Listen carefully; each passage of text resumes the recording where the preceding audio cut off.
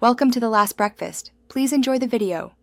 You'll start by making the Google form focused and mobile-friendly.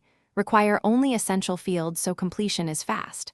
Once done, open Send and copy the link. Choose Shorten to tidy the URL. Next, decide where on Instagram you'll place it: bio for persistent access, story sticker for temporary promotion, or a link in bio tool to host many links. This matters because placement affects discoverability and click rates, so pick the option that matches your audience behavior.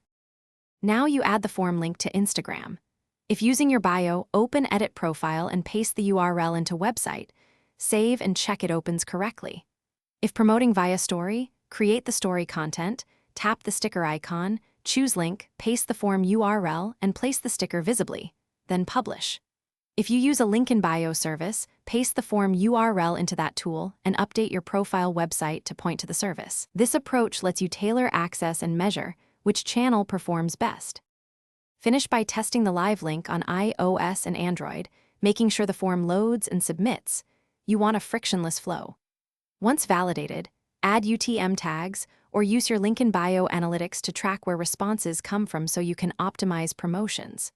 If something goes wrong, clear Instagram cache, recopy the URL with HTTPS, and confirm form sharing settings allow anyone with the link to respond. These steps fix most issues and keep your campaign running smoothly.